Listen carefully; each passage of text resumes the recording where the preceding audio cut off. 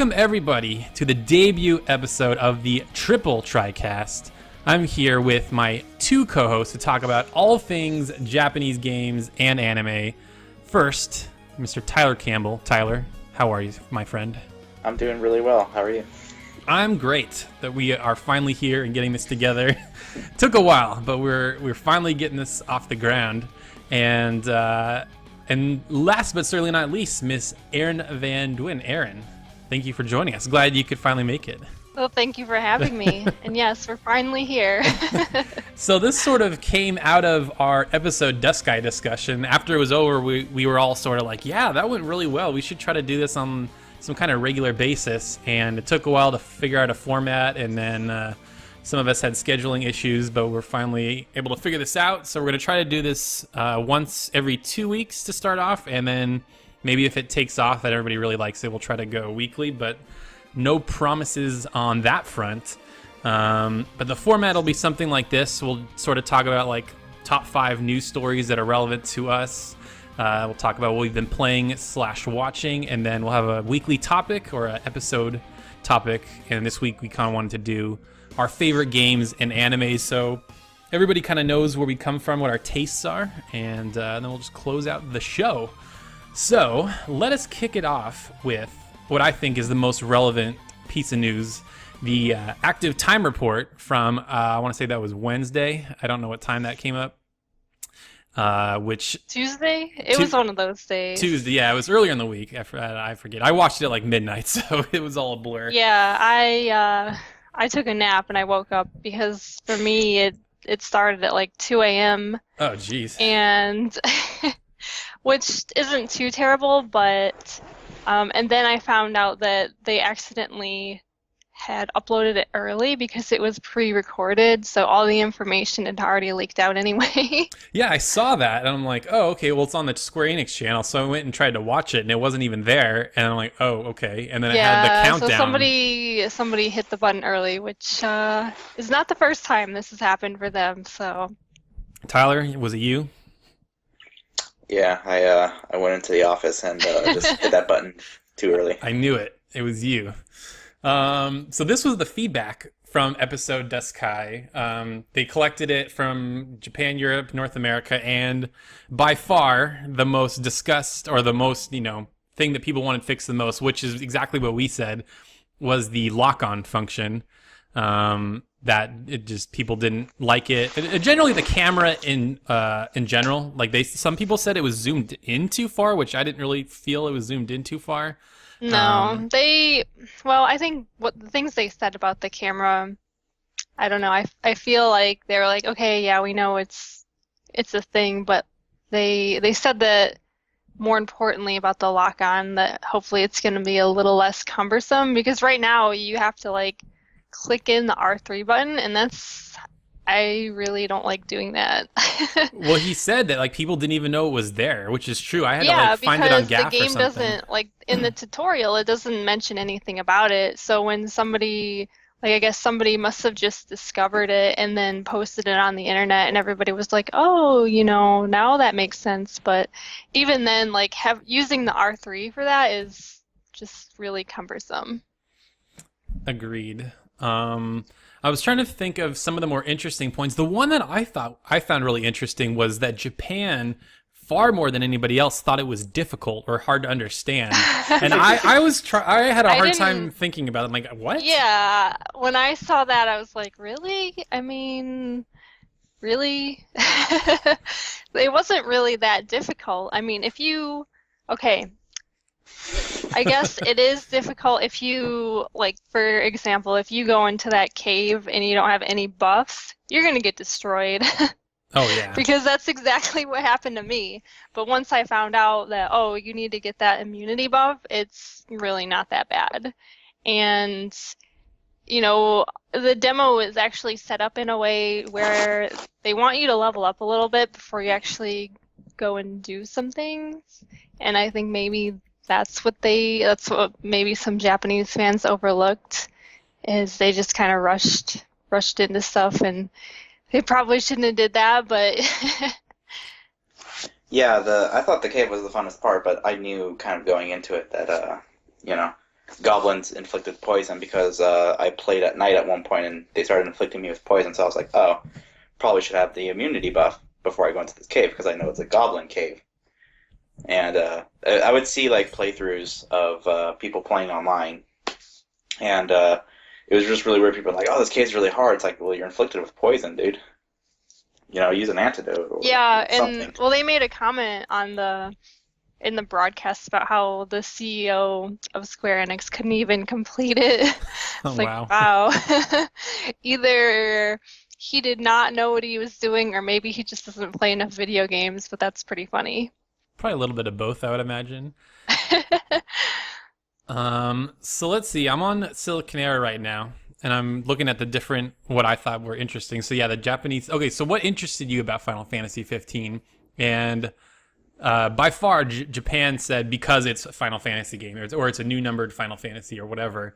And almost the number one spot for the West was because I like role-playing games. And then that was number two, but number one was because I like Final Fantasy. A lot of people said I like action games, I like open world, I like the story. And then I thought what was really funny was how Tabata knew that everybody thought Noctis sounded like Batman, because they went like section by section, like, oh, what did the different, like, what were like the standout complaints from each region? And they said that the West didn't like Noctis's voice. It's like, oh yeah, because he sounds like Batman. Yeah, he did sound like Christian Bale. Swear to me, Batman.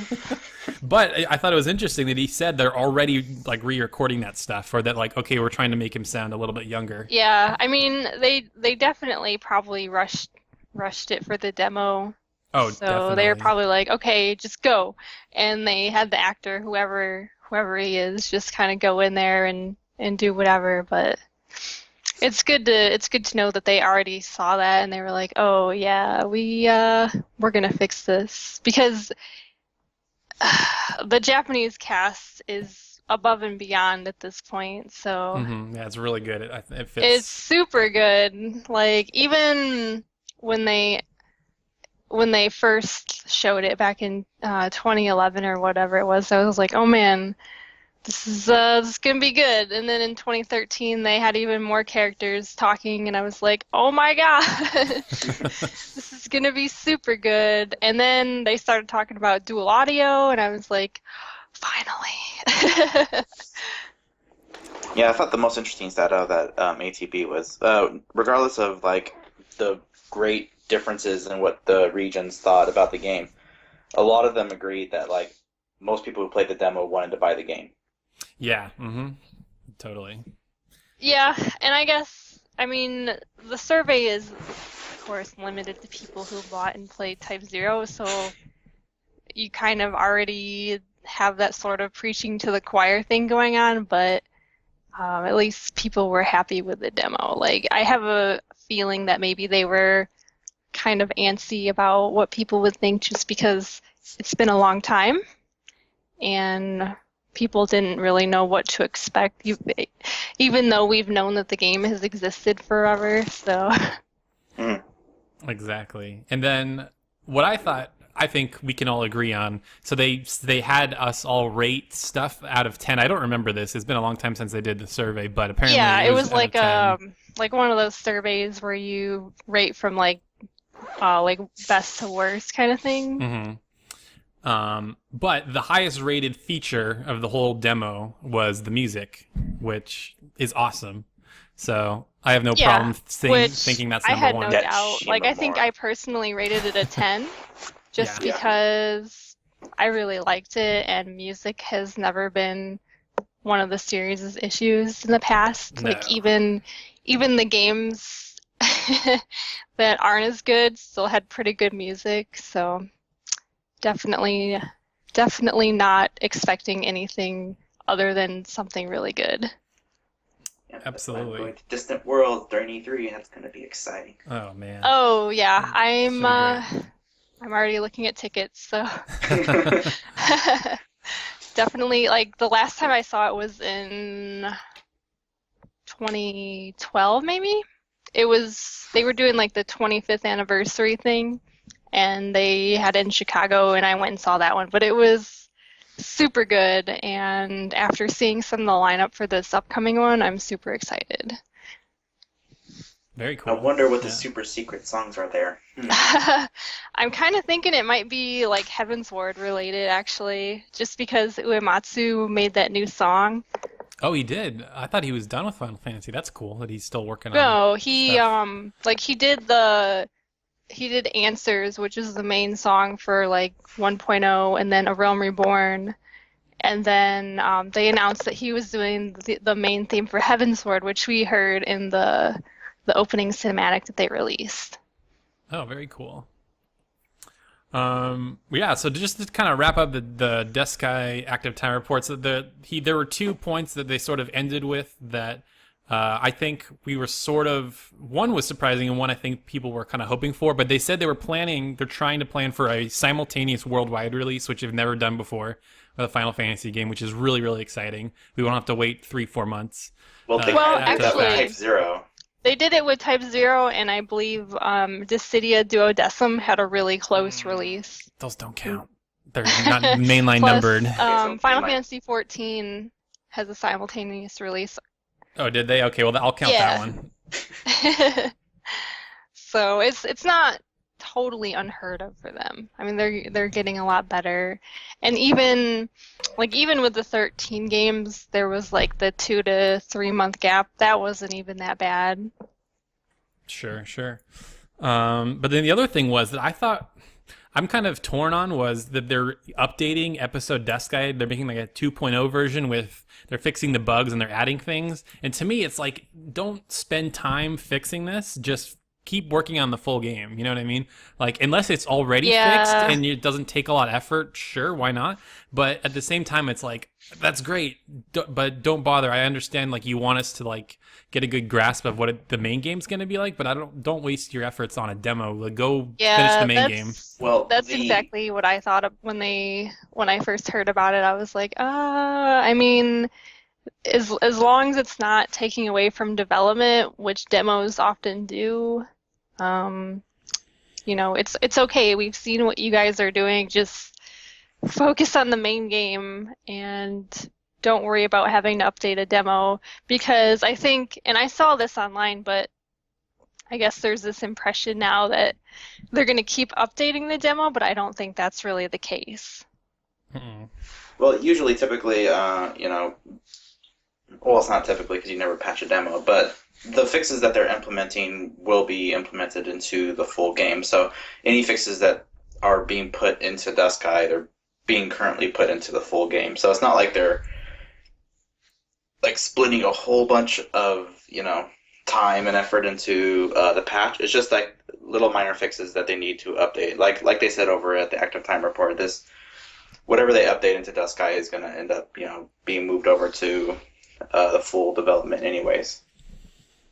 Well, that's good to know, yeah, so that it's not a complete waste of time or whatever. So yeah, let us move on to, I guess, the next piece of Square Enix news, which is that it's not super timely at this point, but I kind of wanted to have all of us talk about it anyway, and that's that Square Enix is going to have their own E3 press conference, which I guess they've done in the past, but it's been a rarity. Yeah, they had like an official press conference in 2006, and then they had like a presentation type thing in 2013 where it was mainly about like Final Fantasy. So, but this year they have such a bigger focus on the Western studios. Like, their Western studios they have so many big games. There's the new Tomb Raider, the new Deus Ex, Just Cause 3, maybe a new Hitman that's kind of been in the ether, rumored. And then, of course, we have Final Fantasy 15, maybe something like Kingdom Hearts, although I doubt that. Heaven's Word is going to come out shortly after E3, and maybe if we're lucky, some Bravely Second. So this, yeah, I'm not holding my breath for that one. yeah, I mean, I'm fully expecting it to be like really Eidos heavy, actually, like in the other Western games, just because, well, 2 of them are actually coming out this year, Just Cause 3 and Tomb Raider. And Deus Ex, they're going to want to show off for like the first time. Yeah, for sure. That's probably a 2016 game. But yeah, I mean that game, the last one did really well from what I understand, and people seem to really like it. So that should be cool. And the one really disappointing thing, this super bummed me out, was that during the active time report, they did say that they're not going to really have anything for Final Fantasy 15. They're like, yeah, we might have like a short trailer, but the next big blowout's going to be at Gamescom. Which to me indicates like, okay, we're gonna have the release date announced at Gamescom, and then we're gonna ramp up like marketing and stuff from there on out. I'm like, Yeah, oh, that sucks. Yeah, Tabata Yeah, specifically said I pertinent was information. expecting, I guess, a bigger presence at E3 just because, you know, they've kind of built a lot of like, I guess, communication since TGS, and now we find out that they're only going to have like a short trailer, which who knows what that even means at this point. Like, is it going to only be like a minute trailer or what? But now we have to wait until Gamescom, which is a European show, and I don't know. Like, I always feel like Gamescom is so distant from everything else. I think it's getting bigger though. I feel like It is, but yeah, I don't know. I still feel like it goes on, but it's still like self-contained over there in Europe. for sure. So what were you saying earlier, Tyler? You saying something about Tabata? Said something specifically. Oh, Tabata said that it was pertinent information, which means just kind of, information that, is kind of new and information that, people do want to know, like big information. So it's not that, it won't be there in some form because obviously they said there's a trailer. It'll probably still have a good marketing presence at E3, but when Tabata said pertinent information, that was basically a confirmation for me that that's probably when they're going to reveal the release date and maybe even have like another demo at Gamescom. But yes, that's what just seemed to me is that it's not like they're foregoing E3 altogether because that's not what happening. And I think a lot of people kind of took it that way. Even GameSpot had an article where it's like 15 won't be at E3. It's like, well, that's not true. No, that's not what he said. No, the article is funny too because it was like, yeah, Final Fantasy 15 won't be at GameSpot. E3. And then in the article it's like, yeah, it's going to be there. Whoops. Yeah, that's why I'm kind of irritated at the mainstream press lately because they like to make these headlines that have nothing to do with the actual content of the article or are just flat out wrong. Yeah. Yeah, that's a bummer. But I keep saying this, and Tyler, I know we had our own kind of off the record or didn't record it conversation last week, and I keep saying that I think Square Enix's biggest game that they have announced is Tomb Raider, despite how much we all love Final Fantasy, Kingdom Hearts, and whatnot. But I think that's going to be the big blowout one. It may not be at their specific conference. It might be at Microsoft, I think, because they have a hand in making it exclusive for now. But I think that'll be the big blowout game. Yeah, I agree. Like I said, that and Deus Ex are going to be like the big tent poles, I guess, if you will. I just think like a lot of people like hear the name and they're like, oh, so they're just gonna show like Final Fantasy and stuff. But I mean, if you really sit down and think about it, like we could the company very easily could fit in a whole hour's worth of content because we just have that much stuff coming out over the next year. Oh, absolutely. I think of most of the people that are holding a press conference, Square Enix might have the most, like the breadth of most interesting games. Because yeah, the Western studios, I'm looking forward to most of those games, and then obviously Final Fantasy and Kingdom Hearts and whatnot. Like EA last year, I'm like, why did you guys even have a conference? Like that was such a joke. Oh boy. So like It was. I was actually there, and oh man. like luckily they gave us free donuts, so it wasn't like a total loss. Donuts and you get to play Hardline. Woohoo! Oh yeah, they had that. We didn't even bother with it though. Like I looked at it and I was like, nah. Nah. Yeah, so either way, I'm bummed that 15 isn't going to be there, or it's going to have a short trailer. It's not going to have a big blowout like I hoped it would, but Yeah, I think the main reason it's not though is it's still far away from release. Sure. Like they'll start ramping it up more when they're closer to release, because they do the same thing with all their big games. Which, yeah, I think that will be at Gamescom. That's what I got out of that active time report. So Yeah, I think at Gamescom they'll likely announce like the release year. They'll be like, this is when you can expect it. Here's like a big long story trailer and maybe like a live stage demonstration or something. cool. Yeah, maybe another one of those kind of set piece moments. So anyway, let us move on to Konami nonsense. So earlier in the week, we were hearing kind of rumblings that they were going to pull PT from the PlayStation Network. And for those of you who don't know what PT is, it was this playable teaser for Silent Hills. It was that kind of weird hallway level with the ghost lady, and it was free. And the whole point was to announce a Kojima and Del Toro collaborated Silent Hill game. And that game also got canceled. So the PT is no longer available for, like, if you previously, like, quote unquote purchased it before and downloaded it, you can still re-download it, but like anybody that never claimed it can't. And then Silent Hills got canceled, which is a huge bummer because I thought the whole PT thing was one of the coolest ways you can announce a game. Oh yeah, like I remember, what was it, last year at Gamescom, they announced that demo on stage by like some unknown studio, and at first I was like, okay, whatever, it's like some download thing that they're putting on the store today, and you know, somebody played through the end and then it unlocked that trailer or whatever they had. And I was like, no way. Like, Yeah. is this really happening? I don't think anybody's ever done anything like that before, and I was just kind of blown away. It almost seemed too good to be true, right? Because it's like, who makes a demo to announce a game? Nobody. That's like never been done before, really. And it was not only to announce the game, but it had Norman Reedus from Walking Dead, Del Toro, who like, at the time, you know, was doing Pacific Rim, and now they're doing Pacific Rim 2, and Kojima, who's obviously everybody knows who that is. And I was excited because I haven't played a Silent Hill game really ever since like the old ones, and the way the kind of what they were going for with this one seemed super, super cool, and I'm like so bummed that it's not going to happen now. Like that was maybe like of all the games that were like announced, like that we knew were going to be a thing, like that had me more excited than most.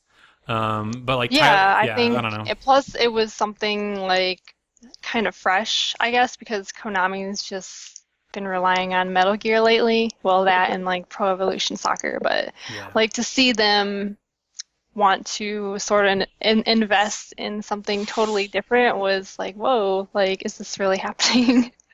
Yeah, PT was legitimately terrifying to me. Like, I remember going through that demo, and I was like, you know, like typically with like horror movies and everything, I'm like very, you know, there's just something about, you know, being in control of a character in a horror game that's just like is legitimately terrifying.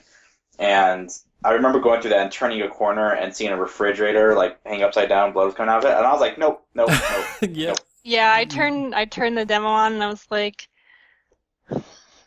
oh, I don't think I can do this. I felt the same way when I was playing Dead Space, and you like, the demo for Dead Space, and you go up to this doorway and there's like darkness and flashing lights, and I was like, nah, I can't do it. At least in that game you had a gun, and PT all you had was not looking behind you. Or don't look the ghost directly in the face or whatever. There's like one scene that I always see from PT where you're looking down this hallway and there's that girl at the end, and I can just think to myself, no way. And the scary thing is you have to go there. You can't like turn around and go back through the other door. It's like makes you go walk into the darkness. It's crazy. Yeah, I don't know. Yeah, the one part I legitimately jumped at was like, you know, when the bathroom door was like creaked open, and you started walking up to it, you're like, oh man, and then like all of a sudden like something behind the door just like grabs it and pulls it closed, and it starts like rumbling, like hitting, and it's like, oh, okay. I don't know if I can do this right now. Yeah, the thing I thought was really funny about the whole thing is like days after Kojima was like, yeah, you know, we really wanted to tone down the graphical fidelity so people thought it was an indie game. I'm like, well, you failed, sir, because that game looked really good. Like the details, like all the little items on the table and stuff, and like the pictures and whatever. I'm like, that all looked really detailed. So for trying to look indie, that was, yeah, didn't look indie to me. Yeah, Kojima's crazy. He is. He's super crazy. Like after the whole Phantom Pain like fake out thing, I was like, oh man, like I don't think he can top this. And then we got PT, and I was like, oh man, that guy. Kojima's crazy in a good way. Exactly. So pour one out for Silent Hills. Won't get to play that. So. Yeah, well, at least those who downloaded PT can still continue to play it. They didn't like, I guess, turn it or like expire it or anything. Right. Alrighty. Well, last two bits of news, not quite as earth-shattering, but I think cool nonetheless. So for those who backed the Kickstarter or want to buy the game, Mighty Number 9 is getting a release date for September 15th, and they also announced that they're getting retail releases for PS4, Xbox One, and Wii U, and they also said they were going to partner with Deep Silver on this to make that possible. Now, I have to say that I backed this at a pretty high amount, and I'm pretty upset that I can't get a physical version as a part of that, because had that been a tier, I would have totally paid extra for that. I even emailed the Mighty Number 9 people. I was like, hey, I think this kind of sucks that I can't get a physical version after I backed the Kickstarter for like a lot. He's like, well, this happened after Deep Silver came in, so unfortunately we don't really have any say on that. I'm like, that is kind of BS to me. So basically at this point you're forced to buy it again if you want a retail copy. Yeah, and I think that's kind of crappy personally. Because I paid for like if you spent more than what the game actually costs, I think you should be kind of entitled to something like that. Yeah, and they at one point apparently they had a extra tier like halfway through the Kickstarter campaign where you could get like a box, like just the box. It didn't really have anything in it. Like I think it was like an original NES box or like a PC case kind of box or something like that. I'm like, I think it was something like NES like box. Yeah. And I don't know, that's kind of crappy to me because I'm like, whatever. But I'm still excited for the game. It was supposed to come out in the spring, but now it's coming out September 15th. So I don't know if I want to break down and buy the retail because the cover art is really cool. And it's only a $30 game. It's not going to be like a full 60 or even 40. So it's sort of at a reduced price, but still that's I don't know. Are you guys into these kind of games, the Mega Man-y type action platformers? Yeah, I didn't back the Kickstarter, but I mean, I do definitely like those games. I'm actually, I've played Mega Man a lot, and I've always loved its aesthetic. I've never really liked playing them, but I did back the Kickstarter. It's it's one of the 2 Kickstarters ever that I've backed, and I did put quite a bit of money into it because I wanted the Golden Beck DLC or whatever, and I think, the original soundtrack or something. So, yeah, I don't know. I don't feel as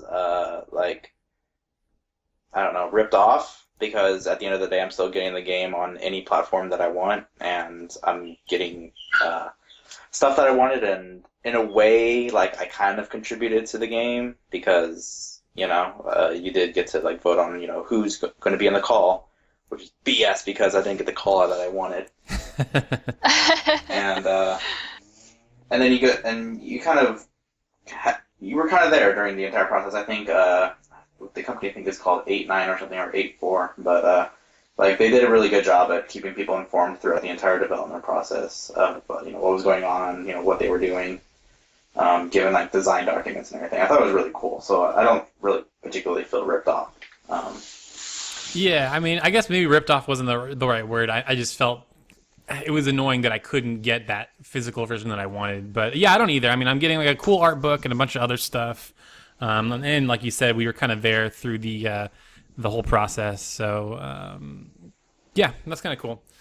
And yeah, just to kind of wrap up the news, Danganronpa series sells over 200,000 in the West, which I knew that game series had kind of garnered a following over the years since that game released, but I didn't realize it was like this. So yeah, congratulations to NIS and Spike Chunsoft. Is that who makes those games in Japan? Yeah.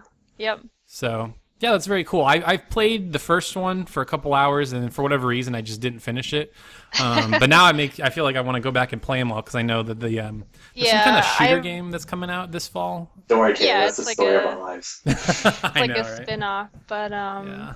I've only played the first one to completion. I haven't played the second one because I played the first one in Japanese before it was localized, and then they announced that it was coming over after I finished it, and I was like, oh, well, I should have waited. And then they also had an anime that followed the first game very closely.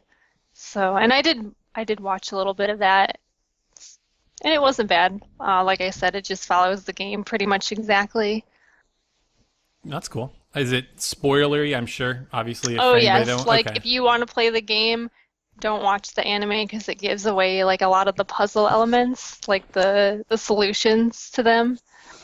Oh, okay. Also, in the anime, they turn all the blood color pink, so that's interesting. Yeah, I thought that was really weird. It is like that in the game to an extent. Yeah. Huh. Very odd. Very odd.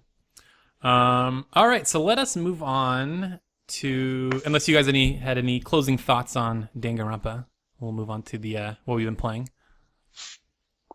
Nope, not that I can think of. Just that it's kind of nice to see something that's not like a super big game to do so well.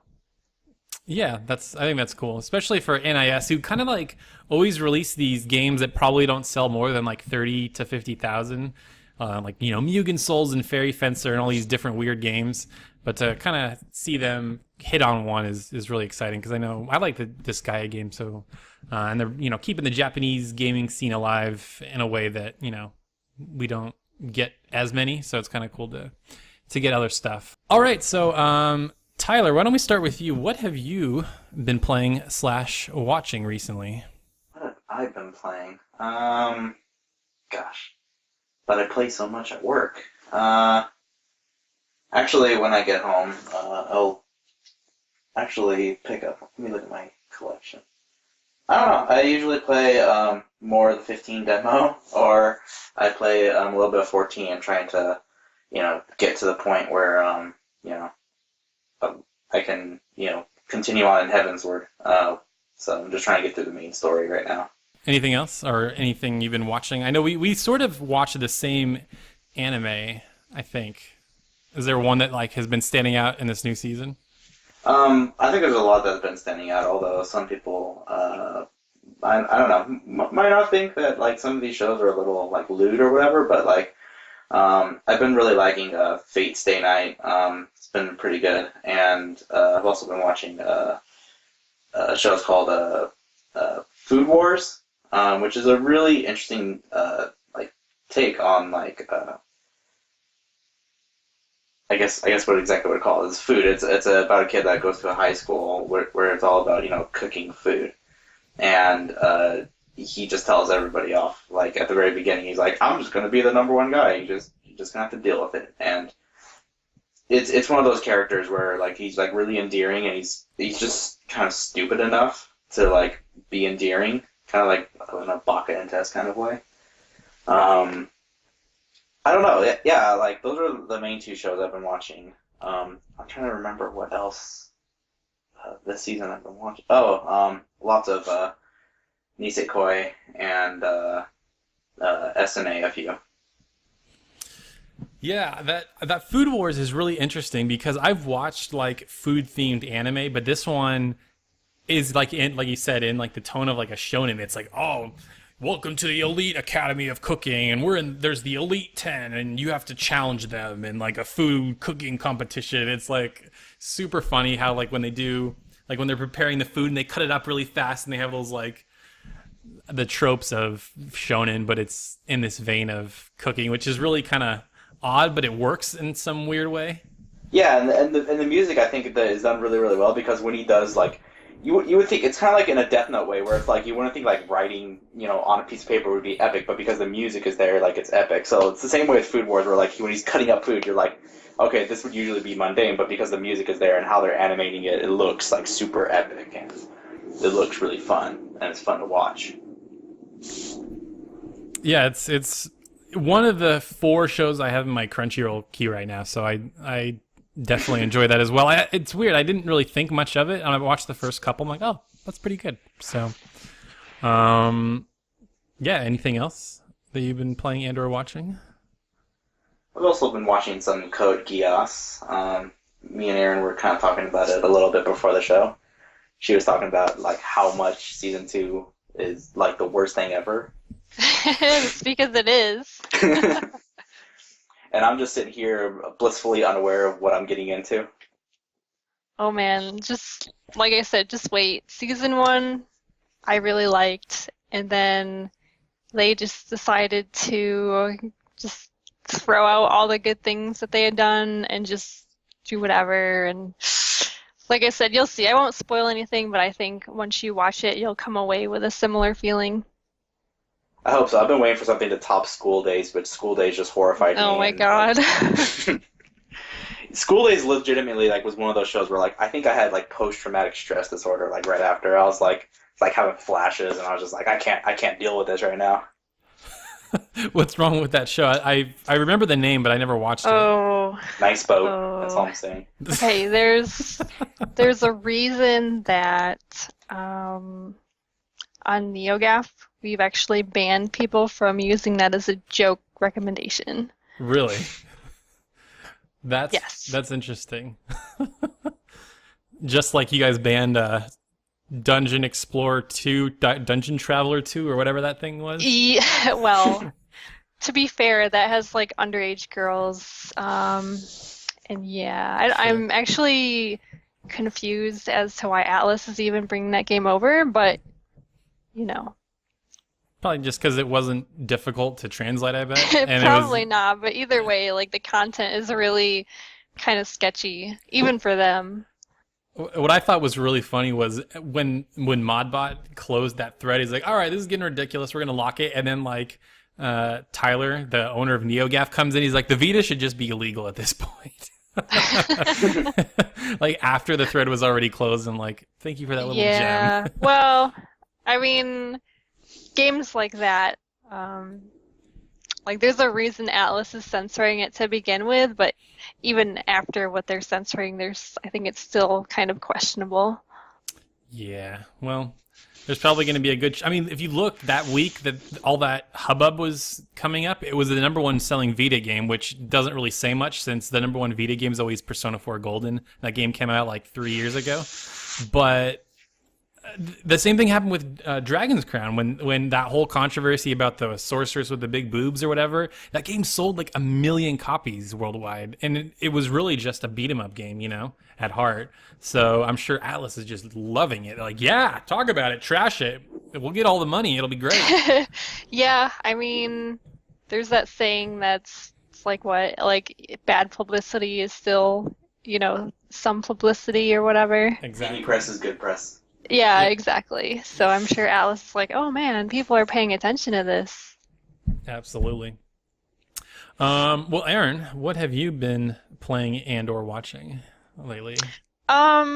Mostly just been playing Final Fantasy XIV, just catching up on some of the things that I didn't do. Like, I had to finish getting gear for one of my alt characters, and then just trying to collect like some of the minions and stuff that I don't have, like some of the Triple Triad cards that I still don't have. And then I played a little bit of I played Broken Age, and I really liked that game actually. It just came out on PlayStation, so I played it on my Vita, and like they included both parts. So I guess the like before they had only released part 1 on PC or whatever, but now you can play like the whole game, which is pretty cool. And I like it. Like I'm a big fan of those like old school adventure games. So it's definitely my thing for sure. Cool. Other than that, I've actually been kind of busy, so I haven't played too much else. I still need to actually play Bloodborne. Oh man. Okay. Yeah, and then Final Fantasy X 10-2 HD is coming out on PS4 in a couple of weeks, and I actually am really looking forward to that because I want to play it on PS4. Are you gonna rebuy it, or are you gonna get like some kind of review code probably? Yeah. either one, like whichever comes first. Whatever it takes. But I wanna be able to stream it and stuff, which is really fun. I did that with like the DUSCAE demo and Type 0, and people really liked it. So definitely looking forward to that. Even though I've beaten that game so many times, it's still one of my favorites. So replaying it is really not much of an issue. But aside from that, like the only real anime I'm following this season is Fate Stay Night Unlimited Blade Works, just because I played the game in the past and that was my favorite path. So having had to wait a few months for the second part of the new anime season was definitely painful, but I'd say it's worth it. I think the adaptation that they've done is really good, even if they've added some stuff that wasn't really in the original visual novel, but I think it's good. Like, I actually like the things that they've added. They've kind of fleshed out some of the side characters that didn't really have any kind of big backstory before, so. Cool. Awesome. Yeah, so and you mentioned Bloodborne. I actually just beat that not too recently, maybe about a week or two ago, and really enjoyed that. I didn't particularly care for any of the Souls games. I played all three for, I would say, at least 5 hours each before I either gave up or just stopped playing. Yeah, I'm actually in the same boat. I have them all, and I've played them for a little bit until I was like, man, this is just not my thing. But I did like the Bloodborne alpha test that they did, and then I've watched people play, and I'm like, this is pretty different. It's different enough to where I think I'll like it. So I'm definitely looking forward to finally getting into it. Yeah, it's really fun. I like how fast it is, because I didn't like the Souls game. It was really slow. Like, you had to like be very methodical and like direct and intentional with your attacks, which I don't like that. I like to just get in there and, you know, cut stuff up. And I like that the gun is like a really interesting way to parry enemies, because people are saying that the gun is essentially your shield, which it kind of is. For a little while, it was tough to get that parry timing down, but once you figure it out, it's super useful. I love the aesthetic of the world way better than like the Souls games, because it's pretty much a typical like medieval, you know, knights and dragons kind of thing, which is whatever. I mean, it's fine, when I first saw some of the Bloodborne art, I was like, oh man, this is like super different. I actually really want to play this. Yeah, see, I'm one of those gamers that is like, quote unquote, part of the problem, because, see, when I get home from work, I like to play games that aren't necessarily easy, but, you know, something that's manageable, and something that I can enjoy, like, right from the get-go and not be frustrated with at certain points. In my younger days, I would play games that would just frustrate me to no end, but I was like, no, I must finish this because, you know, it'll hurt my pride as a gamer. But now I want to play something that I enjoy from beginning to end and not have like frustrations in the middle. And I know Bloodborne and the Souls games have like that really kind of like high wall at the very beginning where it's like, you must get good soon, otherwise you will just die over and over and over again. Yeah, you know, I kind of felt that way about a lot of those harder games, but then like I started doing the raids in Final Fantasy XIV, which is the hardest content in the game. And like once you've worked so hard to get past that hard content, it just feels so good. And I think it's really fun. And like especially when other people are doing it with you, like I really like that. So yeah, the raid stuff's really interesting. I've done like WoW raids and stuff, and it is challenging. Because like you've been honing those skills throughout the game, and then you're like, oh, okay, well now I'm gonna fight these bosses like with a bigger group of friends, and it's pretty satisfying once you take them all down. And I think in a similar way, that's what is appealing about Bloodborne, because you are like, okay, you just fight these random enemies throughout the levels, if you want to call them that, throughout the zones, and then once you get to the boss, it's like, okay, I figured out how to dodge, I figured out how to parry, now I have to like use that, all my skills I've accumulated to take this guy down. but I feel like it's almost like a puzzle in and of itself because some of the bosses have some sort of specific weakness or an easy way to take them down. And in a way, you almost want to like exploit the game in a way because like sometimes like the bosses are just dirty and you're like, well, I'm gonna play dirty back and I don't care. So yeah, beat that. Pretty proud of myself since I usually don't. I'm kind of with Tyler. I usually don't play the hard games, but for whatever reason, I just really felt compelled to finish this one. And then right now, I'm also trying to get the platinum in Rogue Legacy. Have you guys played that or know what that is?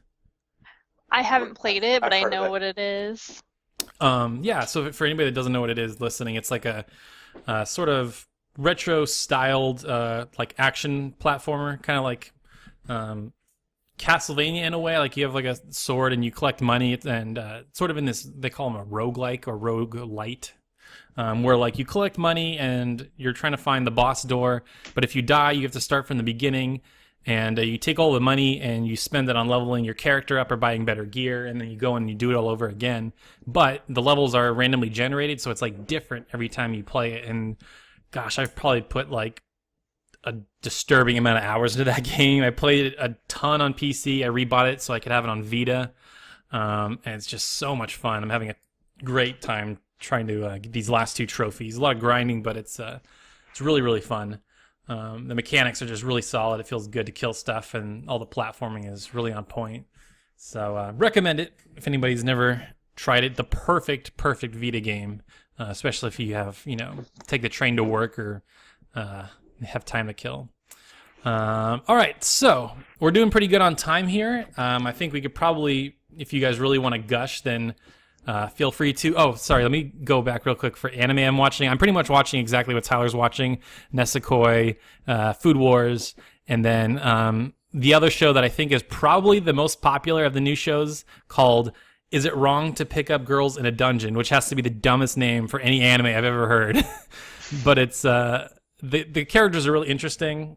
Very I don't know what the word is, but you feel like you can relate to them, and compelling, so it keeps me coming back. You want to know what's funny? I've actually never heard of that until you mentioned it. Really? Yeah, like I said earlier, I kind of just like pick through the stuff that I know that I'm probably going to like, and then I watch it. Yeah, It's funny, I can never remember the name of the show, so I just always call it Belka and the Animation.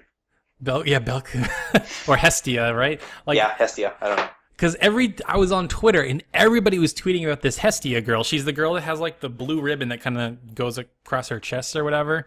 And like everybody kept tweeting about it. I'm like, who is this Hestia girl? And then somebody was like, oh yeah, it's from this show called whatever. I'm like, that's a stupid show. But I remember seeing that title on Crunchyroll. And usually with like shows that have dumb titles like that, I just kind of gloss over them and don't bother. But then I watched a couple episodes and like, wow, this is actually really good. So for anybody else that has come across that in their Crunchyroll queue and has glossed over it, definitely at least give it an episode or two, because it's pretty good. It's pretty funny. Yeah, don't expect anything out of it. It's just like literally dumb fun. Oh yeah, totally. There's not like a super compelling story or anything, but it's just like, yeah, cute, fun characters. And I'm actually surprised there isn't a game. If there is, then I missed it. But it seemed like this started off as a dungeon crawler, and they're like, hey, we can make an anime out of this. But apparently it's just a manga or something. But yes, so we're going to move on to the topic of the week, which is our favorite games and anime. So let's see. Why don't we start with Tyler? So Tyler, you don't have to pick your top game, because I know for a lot of people it's hard to have a number one favorite game, but maybe just like when this topic comes up, like what are some games or anime that kind of come up when you think about that sort of thing? Yeah, so my top game of like all time is pretty decided at this point since about 2006. And I know a lot of people like the original, but my favorite game is Kingdom Hearts 2 Final Mix. And a lot of people like to say, like, kind of like, I don't know, the magic like left after like Kingdom Hearts 1, but I feel completely different, because actually going back and playing the original Kingdom Hearts like last year, and then playing Kingdom Hearts 2 Final Mix also last year, it really kind of solidified my opinion of Kingdom Hearts 2, because I always felt The combat got a lot tighter and a lot better. The camera was miles and miles ahead of what Kingdom Hearts 1 was. I always wanted Kingdom Hearts to kind of focus more in on a story, and instead of like the wider Disney stories, and that's what Kingdom Hearts 2 did. Even though I know some people got confused at the beginning of Kingdom Hearts 2 with Roxas. Oh my gosh! Well, we didn't get the in between game until like way later. So. Well, Chain of Memories came out before it, but it was during a time when a game would come out on Game Boy Advance, and people would think, oh, that's a side story that doesn't feed into the main story. But Chain of Memories did, in fact, feed into the main story, and so it kind of left some people confused. I actually played it on Game Boy Advance, so I kind of appreciated it. But yeah, a lot of people say like the series went off the deep end with Kingdom Hearts 2. I disagree, because Chain of Memories was the one that kind of introduced a lot of new concepts, and a lot of people just didn't play that. So yeah. Which is fair, because it goes from 1 to 2, and it expects you to play a whole other game. It takes a good 3 hours to get going, but I kind of agree with you. I think that game was way better as far as like the worlds it was, and what, like you said, what it was doing with the story in and of itself, as opposed to what cool Disney movie can we just throw in here. Yeah, and it had a really, really good kind of art direction with every single world. It would change kind of the UI with every single world. And attune it to like basically, kind of go with what the world art direction was. And I thought that was really, really cool. They just kind of stepped up the production in every facet with Kingdom Hearts 2. And then Final Mix just adds in just a whole bunch of side content that really kind of helps, flesh out the game and make it so much more fun. Getting puzzle pieces to put together like a kind of a mural of kind of concept art is just really fun to do. Very cool. Do you have any like runner-up games or anything else that sort of has helped shape your gaming tastes over the years? Runner-up game. I mean, I might get a lot of flack for this one, but I mean, of course, I'm a big Final Fantasy fan, but I think my favorite Final Fantasy up until this point is Final Fantasy VIII. Yeah, Final Fantasy VIII is awesome. I like 8. I never really understand the hate. There was that Spoonie video, right? That kind of did it all. Like, I completely understand it. It's just that I have an irrational love for that game. Like, I love its aesthetic. I love the art direction. I do like the characters. I feel like Squall gets a lot of hate for no reason. Or maybe not no reason, but like, I really feel like he grows as a character a lot. Like, at the beginning, you understand why he's a distant character.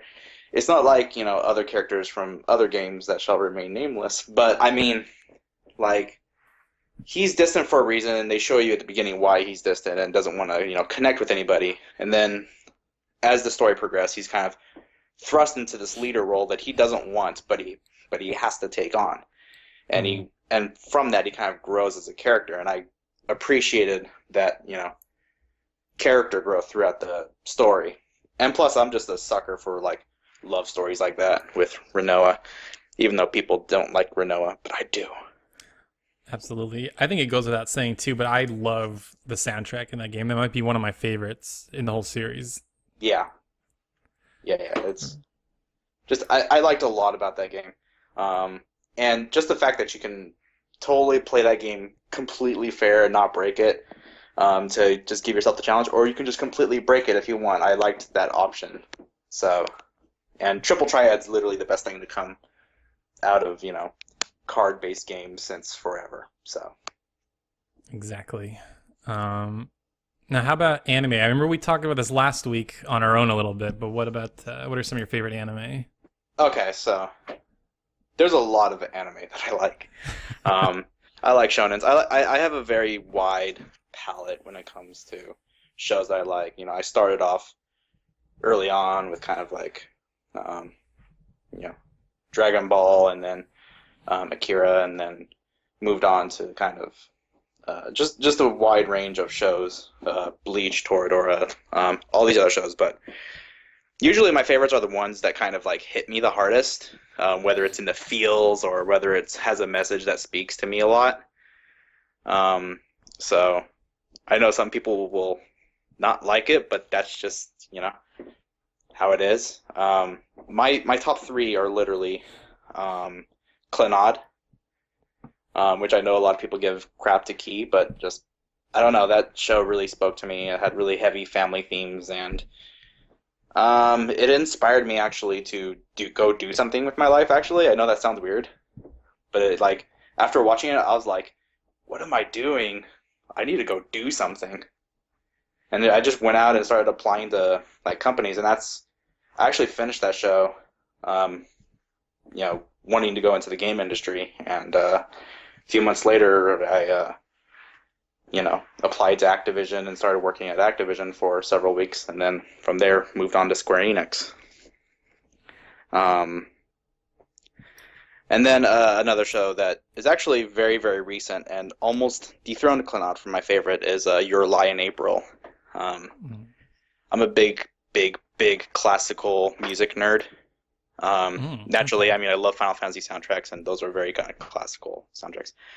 But I actually used to be in band in elementary and middle school, and a little bit in high school. So it's really, really cool to kind of watch shows that are about music. And Your Lie in April also had a really kind of potent ending that just really kind of hit me pretty hard. And then, of course, the last one that a lot of people like to make fun of is Angel Beats. Angel Beats. Really big fan of Angel Beats. And, of course, just like Final Fantasy VIII, it's irrational. I just love that show. It's funny. It's makes me cry. It's just, it has everything I like about an anime. That's really cool about CLANNAD, though, because when a show can do inspire you or do something like that, I think that is powerful. And I felt sort of the same way in CLANNAD. We talked about this last week, but that one moment when, she's talking about the robot she lost and the daughter. What's the daughter's name? Key, is that what you said? Ushia. Yeah. And she's like, yeah, I lost the robot. And the dad's like, oh, I'll just buy you one. She's like, oh, but that's not the one that you gave me. I'm like, I just lost it at that point. So I can totally understand where you're coming from when it comes with CLANNAD. That was a good show. Yeah. Very cool. Awesome. Cool. Thanks, Tyler. So just so I'm not always going last, I'll go next, and then we'll save Erin for the end. So maybe she can dwell on what her favorites are, since I kind of already planned it out ahead of time for me. But for anime, I have a really weird history with anime. I think much like Tyler and most people in the West, it started with Dragon Ball Z and Gundam and all that stuff. But as time has gone on, I've sort of realized that Dragon Ball Z maybe isn't really that good. There's so many episodes that I'm like, I'll always have a special place for it. It's good. I actually really like it up until a certain point, and then it kind of goes downhill at a super fast pace. Okay, I'll say if it wasn't for Dragon Ball Z, I wouldn't be into anime at all, and I'll always have a special place for it. I'm really excited that they're bringing it back and that they're still doing movies and stuff. That's super cool. Yeah, I'm kind of nervous about that whole thing, actually, just because I didn't really like the last series or the last saga, the Boo saga. That's the part that I'm talking about where it went downhill super fast. I thought you might have been talking about GT, and I'm like, I wouldn't consider that canon. That was GT a different is- I was studio. about to say GT too, but No, GT is GT is not canon. GT doesn't count. Get that out of here. Okay, that's sure. Yeah, I'm with you. But I really liked everything up until the end of the Cell saga, and then they just kind of forgot things, and then I was like, well, this is dumb. Well, here's the thing. As time has gone on, my attention span has lessened, and I think because the Dragon Ball Z episodes are so drawn out, where nothing happens for 3 episodes at a time, going back to watch the Na Kai episodes is really hard. You know what I mean? I don't know. I'm not really a fan of Kai either, actually. I like some of the filler. Okay, well, I guess we'll have to agree to disagree on this. I'll just watch the abridged episodes to get what I need. There you go. The other part of that is in the English version, they changed some of the voice actors, and that really bothered me in the Kai version. Oh, really? Because I know at the beginning Goku changed Yeah. voice actors a lot, but then I thought they might have like solidified the cast with Kai since they were doing it all at once. Well, yes, but the original, like they had a remastered dub version that was all like the same people, but then in Kai they changed some of the characters. Like I know they changed Gohan, Bulma, and a couple others, and it just really bothered me because they were worse. The other one that Oh. was really bad was like Android 18. Whoever they found for her replacement, just super terrible. Did not like it. Hmm. Interesting. I didn't know I was going to strike such a chord with Dragon Ball Z there. Oh man, like that show holds a lot of nostalgia for me, so like I'll still watch it from time to time actually, just because it's like super fun and like people my age actually still talk about it, so it's kind of a conversation point. Oh yeah, I mean when Gohan goes Super Saiyan 2 and beats Cell, I think I still get chills on that part. When Oh yeah, that's like the best part in the whole Oh, series. absolutely. Or like I can remember in eighth grade. I was in eighth grade when this was like on air at Toonami, like the episode when Goku turned Super Saiyan, because the show had been out forever in Japan and we'd seen pictures and stuff. So like this is the episode where he goes Super Saiyan, and I can remember coming back to school and like all our friends are like just going crazy over it, like, oh my gosh, you see it yesterday. Yep, I think something similar happened like that when I was in junior high. Actually, I remember when I was in eighth grade, Gundam Wing was wrapping up its airing Hmm. in the U.S. and people were talking about that, and I was like, oh man. Nostalgia. Good old DBZ. Then I got introduced to the harem genre through a friend whose dad would I don't know if he was pirating it or not, but he was somehow getting a hold of all these anime that I'd never heard of before.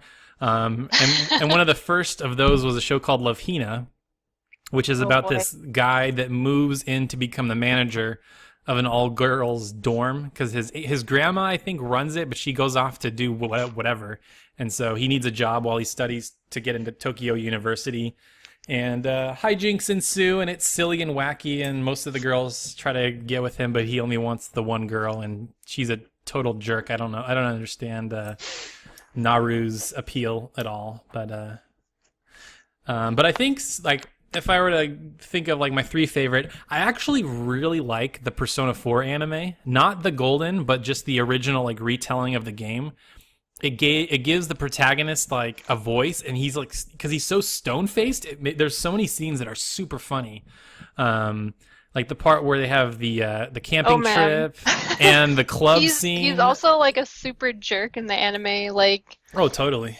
he's like I don't care. Like when he first meets Rise, That's what makes right? it great though. Oh, absolutely. Like I forget what the exact phrase, but there was a part when he's like Rise is just coming into the store and he's trying to like console her, and she's like, "Do you think I'm being selfish?" or something like that. He's like, "Yeah, pretty much." And she's like, "Ah, what a jerk." Yeah, like stuff like that. I was like, oh man, you are the best. Yeah, Johnny Young Bosch, man, he killed it with that character in a good way. Um, Well, I've only ever seen the Japanese version, so I can't comment too oh much on the man, dub. you have to watch the dub. Like usually, I'm almost never for the dub, but the dub is so good. Because the cast in the game, it's the same exact cast, and oh my gosh, they're amazing. So yeah, the Persona 4 anime is really good. One show that really came out of nowhere, late last year, or early last year, or maybe late 2013, was a show called Nagi no Asukara, which in English I think translates to A Lull in the Sea. And it's about these junior high kids that live in the ocean, and they have to like go to school on land. And it sounds like stupid, but like they treat it like really seriously, and it's a really kind of touching, cool, like coming of age story where they're like, okay, do we want to like have our pride from being from the ocean, but I also am maybe falling in love with somebody from the land. And there's all this crazy stuff with like, I don't want to spoil it because there's a pretty huge plot twist like halfway through the show. and it's by a PA Works, and their aesthetic is just like incredible. Like when they show all the underwater stuff, like when they have like, you know, fish and stuff swimming by, and just all the little details. It's a really, really good show. So that's you're talking about a show that makes you cry. That one, I'll have to admit, gets me in the feels, as Tyler said. The feels. And one show I've watched a lot, which is totally stupid, but I laugh a lot at. It's a really funny show. Is Oremo, which we'll pretend the OVA doesn't exist because it's like disgusting and gross and weird. But the sister character is so horrible to her brother most of the show. But it's just, didn't that show end up with like those two getting those two? That's the OVA. It doesn't exist. Because let's get one thing straight. That did not happen. It just didn't happen. Yeah. And I felt so icky actually because it's like I watched the first season. I was like, this is a really good show. The title's kind of weird, but they'll never go for that. And then I watched the second season. I'm like, this is still really good. No, the minute I saw that title, I was like, oh, okay, I could see where this is going. So the title in English translates to "My sister can't be this cute," for reference. And like every episode title like plays on this, like, oh, my sister can't have a boyfriend, my sister can't move to America or whatever. But I don't know. The characters are all really funny and interesting, and they get themselves into some really weird situations. So the worst ending ever. Yeah. But yeah. Good. I like it. We'll pretend the OVA doesn't exist and just take the 2 seasons at face value, and it's really, really good. And then as far as games go, I have a lot of runners up. Like, of course, you got to throw in Final Fantasy VII. It was the game that got me into JRPGs. Naughty Dog, I think, currently is maybe the best studio in the industry. I mean, like the last 3 games they've put out have been just killer. I know a lot of people didn't like Uncharted 3 for some reason, maybe just because it wasn't as good as 2, but I think it was still a really good game. I still liked it. Yeah, 3 was great. 3 was awesome. Yeah, I actually agree. Naughty Dog, like, I feel like they're almost untouchable at this point. Seriously, Sony could just write them a blank check and like, here, make a game, and they'll be like, all right, come back, 5 million to 10 million copies sold, and which is why, like, even though they delayed Uncharted 4, I don't really have a problem with it because I know that that it's giving them enough time, giving them more time to make the game they want rather than just rushing it out for the holidays. And the last thing we need is more rushed and broken games. Seriously, yeah. So fanboys. If it was any other studio, I'd be worried, but Naughty Dog has been killing it. So like for this list, like Uncharted 2, Last of Us were right up there, some of my favorite games. I would put Shadow of the Colossus up there. That game is really interesting, where it's pretty much just boss battles, but it creates this like insane atmosphere. And I know a lot of people say like, oh, maybe that's nostalgia, but I never played it on PS2. I only played it on the remastered version for PS3 in HD. That was the first time I ever played it, and I really loved it even then. Somewhere out there, Zach Reese is clapping. Just like is that cheering you on. He loves that game? I'm guessing. Yep. And then I would say like top 3 in this order.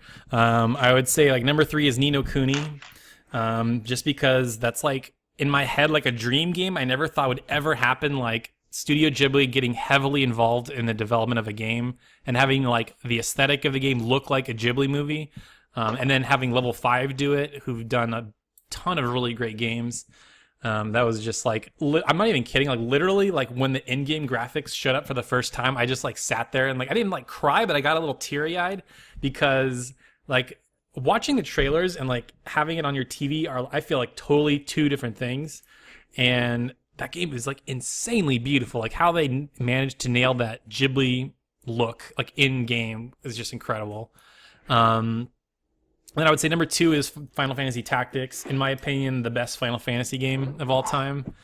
Like, bold, sir. Very bold. I will stand by and defend that till the death. It has really, really good characters. Like the depth of character customization is maybe unrivaled in any Final Fantasy game. Like how you can mix and match abilities and weapons and like just how you can create any character and warrior you want, and it pays homage to Final Fantasy in a lot of cool ways. You can ride chocobos. They have Cloud as a secret unlockable character, and then in the PSP version, you can get Balthier from Final Fantasy 12, who is maybe arguably my favorite character in Final Fantasy series. Which is a really, really fun game. I love that a lot. And then my favorite game would be Persona 4 Golden, specifically the Golden version, because they streamlined a lot of the systems. They added new events and a new character, and I actually prefer the new Erin Fitzgerald, or the new Chie, who is voiced by Erin Fitzgerald. I think she's a little bit more, sounds younger, and she's more energetic, more, I don't know, lovable, I guess. And I think a lot of people would have kind of agreed, like, as time has gone on, that Chie has been better. But I don't know, the game loop of Persona 4 Golden is so interesting, where it's like, okay, I don't have to just do the dungeon crawling or just talk to my friends, but you can mix and match them however you want. And the pacing, because the pacing is perfect, you can play the game however you want. And all the characters, in my opinion, are super, super interesting.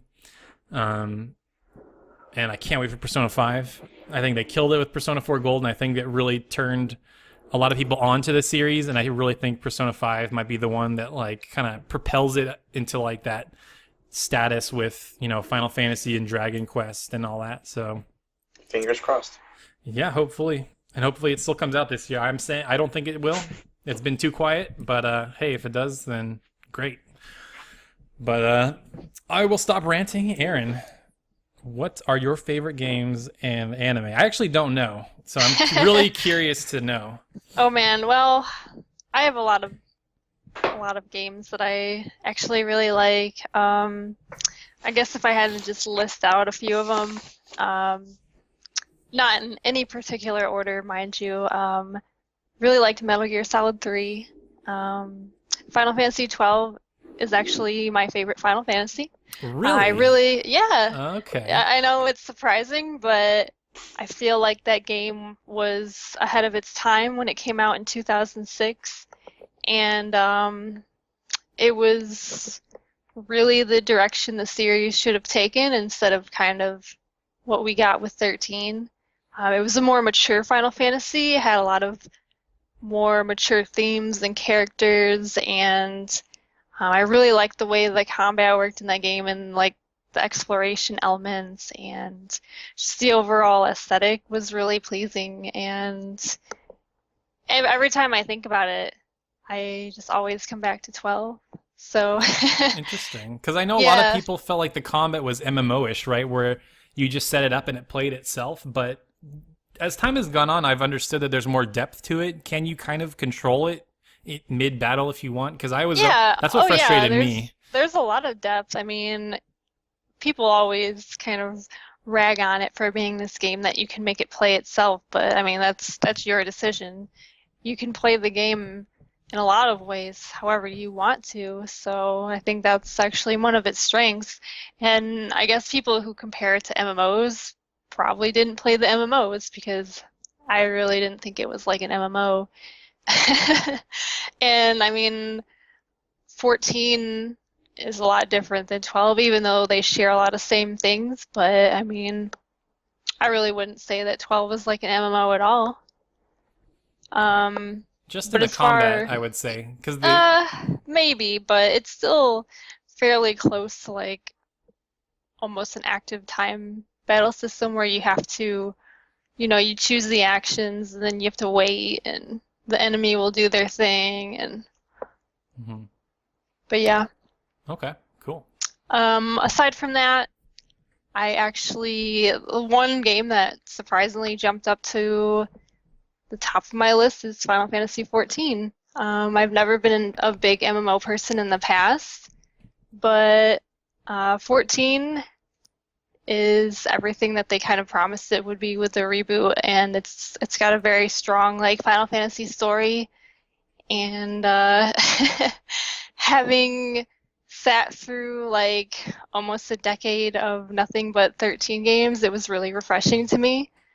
I actually kind of like when I beat the main scenario originally, I kind of teared up. I was like, oh man, this is Final Fantasy. And like the main theme song has become one of my favorite Final Fantasy songs, so definitely do love that game. And I don't really like MMOs, so it's definitely, I feel like it's one of those games that even if you don't like MMOs and you like single player Final Fantasy, you can still enjoy it. But other than that, I really like 7 and 8 and 9 and 10. Like those group of games. So all of them. Like, Everything well, past the specifically SNES era. like the PlayStation 1 and PS2 era Final Fantasies are really good. Mhm. And then other games, I really like Persona 4. Yeah, Persona 4. Definitely my favorite Persona game. I'm really excited for 5. Persona 3, you know, I like it, but it's not my favorite. I think I like the characters in 4 a lot better. I think I like the soundtrack more in 3, though. It's got a different vibe. 4's really, really good, but I don't know. Yeah, I mean, see they're myself both going back to good. 3. They're both good, but yeah, like I said, 4 had better characters. Oh, definitely. Definitely. Junpei doesn't compare to Yosuke. Doesn't even compare. No way. As far as other games, I really like. This is kind of, I guess, a more niche series, but the Zero Escape, like 999 slash yeah. reward. Oh, boy. Like I had known like nothing about the first game until somebody gave me a copy and I played it. I was like, wow, this has to be my favorite game on the DS. Like it's so good, the story and the puzzles and everything. I was just blown away. I was like, how can a game like this good go unnoticed? And then the sequel came out and it was even better. So I'm definitely looking forward to that third game whenever it comes out. Yeah, I played Virtue's Last Reward on Vita. It was, yeah, pretty good. Surprising. Usually I don't like those visual novel kind of games, but the characters were cool and had enough exploration to where it felt interesting. And there's a lot of different endings from what I understand. You can kind of go back and replay it. There's a ton of different endings, and if you get all of them, it unlocks like an extra like quote-unquote true ending, which I thought was pretty cool. Oh, wow. Yeah, so I remember getting a review copy and I couldn't put it down. It was that good. But yeah, those are kind of like the top, and like you said, Uncharted. Uncharted was like my favorite new series from the last generation, and I like all of them actually. I think all of them are pretty good, even the first one. Yeah, that's a fun little romp to go back to. You can tell that they made huge leaps, but the first one's still good. Yeah, I mean that's actually what's so great about them is that they really work to improve upon each one, and I'm really looking forward to see where they go with the fourth one. Yeah, everybody's saying it's going to be really dark, but I watched that Game Informer interview and they straight up said, like, don't worry, it's not going to be dark. It's still going to be like a, a fun, pulpy thing. So hopefully, I'm sure they're going to have a big trailer or demo at E3, so hopefully that kind of shows the lighter side of the game. Yeah, I'm kind of hoping for a little bit of a E3 2009 repeat where they, like, open the show with this big Uncharted demo and people are blown away, like, oh my god, it's going to be so awesome. Man, E3's gonna be so good. I hope so. I can't wait. It's gonna be great. I hope so.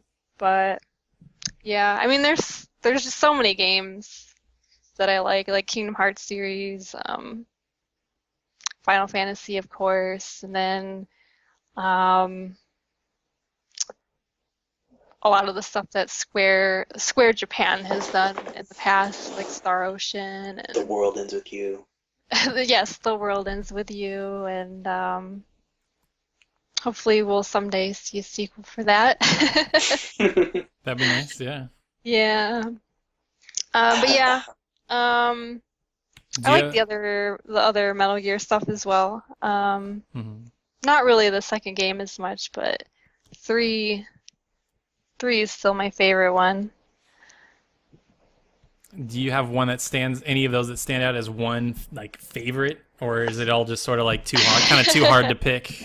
It's so hard. And if I had to say like any one thing, Probably 999, just because of how much it blew me away. Like, here comes this random game I've never heard of, and I had no expectations for, and they're just blown away. Like, I couldn't believe it. Huh.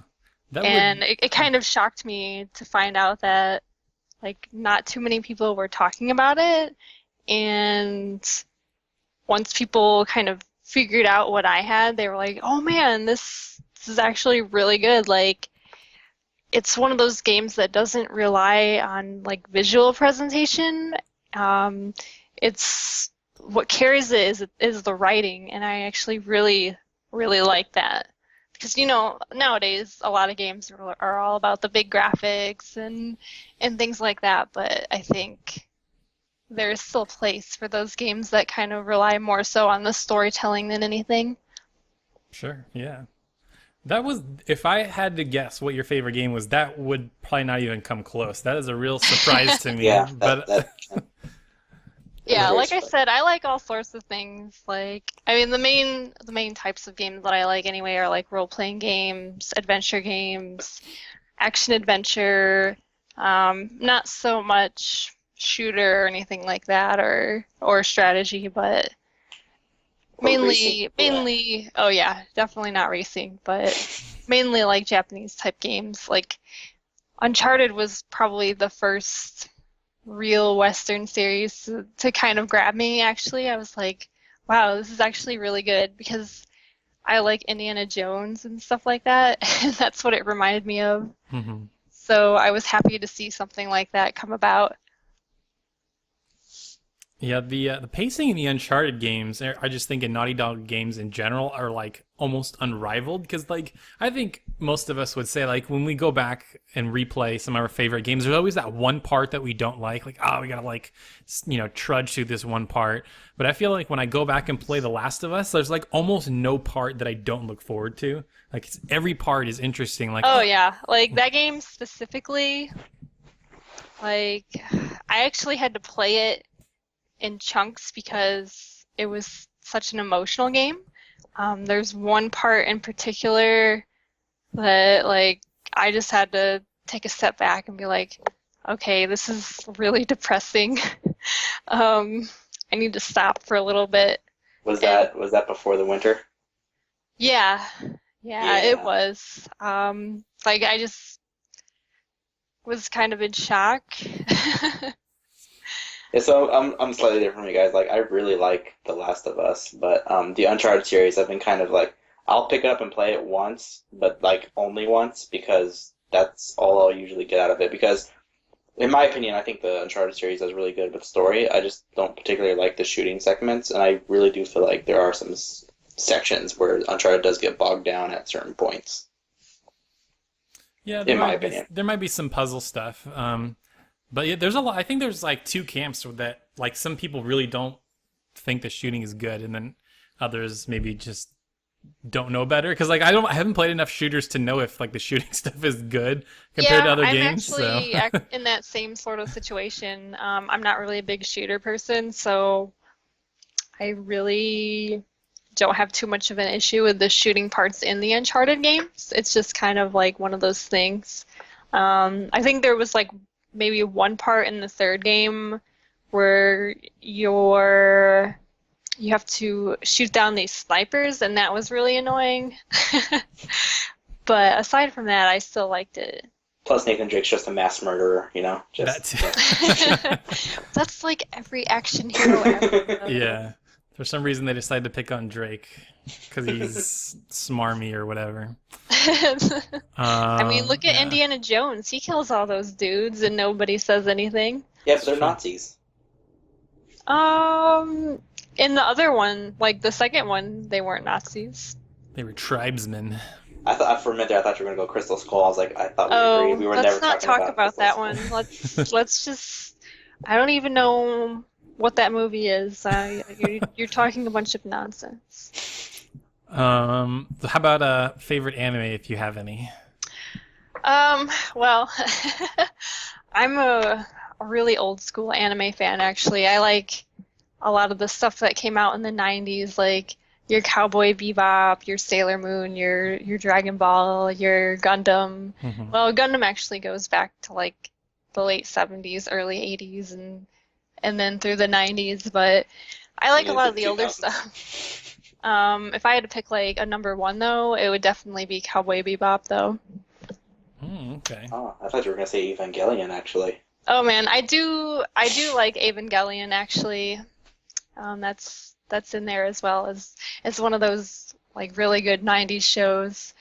But like if I had to pick one, it would be Cowboy Bebop, and then like Evangelion would be in there, and then some of the Gundams. Like I really like Gundam Wing, 00, 0083, 8th MS Team, G Gundam. Even like the original like first Gundam is really good. A lot of the newer Gundam hasn't been good, but yeah, that's like a whole different thing. But I like the stuff from like the 90s Gundam, and then the 80s. Yeah, I like Wing. I'll agree with you on that. Just Yeah, Wing was actually the first Gundam thing I ever saw, and it got me into the series. I remember watching it back when it started airing on Toonami, actually.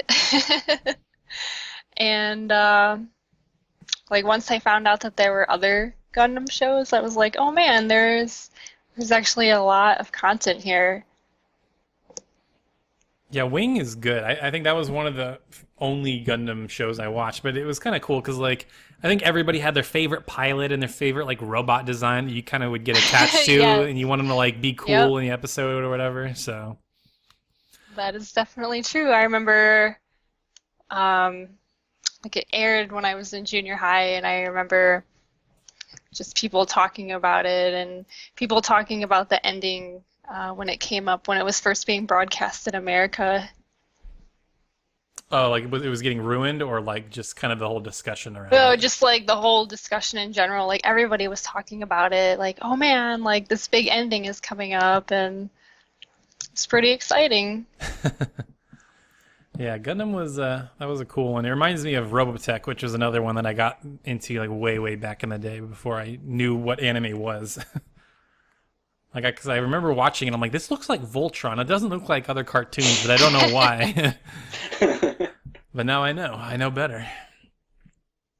and now you'll never say that again. Yeah, exactly. Cool. Well, I guess that sort of wraps everything up as far as segments for the show. But yeah, I hope you guys enjoyed this. If you have thoughts, suggestions, if you want us to, if you have maybe questions we can answer in future episodes or topics you want us to talk about, definitely leave a comment below. I think for now it'll just be a YouTube video, but as time goes on, I'll try to get on podcast services so we can make it audio as well. So maybe I can talk to you, Aaron, if you know how to do that. Yeah, make sure you follow us all on our Twitter stuff. I think I'll probably have just a video with, I'll have our names like I did the last one, but in case this ends up being an audio one, you can follow me at Taylor's Shelf. You can follow Aaron at, I think it's just your name, Aaron Van Dwin, which doesn't sound like it spells. It's No, and actually it's Van Dyne. Oh, it's sorry. Okay, so that's Yeah, good to know. yeah, it's okay. How It's very dare you, unusual. That you throws me off. Yeah, but that's okay. Okay, so it's Aaron Van Dyne. Yeah, two R's in there. Like I said, I'll just have a picture so you'll know. And then Tyler is Shyco Ninja with a P. Yes. PSHYCO Ninja. And no official Twitter for the show or my channel or anything like that. But yeah, I hope you liked it, and we will see you probably in 2 weeks with more stuff going on. So thanks for coming on, guys. I'm glad we could finally get this going. And yeah, that'll do it for the debut episode of the Triple Tricast. So thanks for watching. We will see you next time.